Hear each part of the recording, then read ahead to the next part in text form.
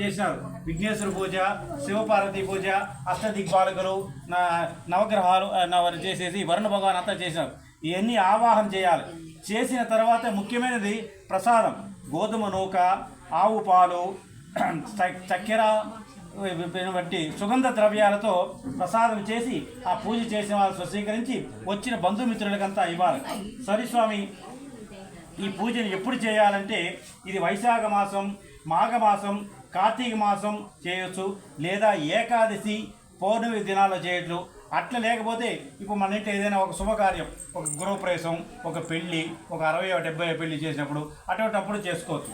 సరే స్వామి, ఈ వ్రతం చేసిన వల్ల దీన్ని చేసిన ఎవరు చేసినారో ఆ కథను మాకు వినిపించండి అని చెప్తే సరే చెప్తాను స్వామి అని చెప్పేసి అంట. ఇది ప్రథమోధ్యాయం సమాప్తం.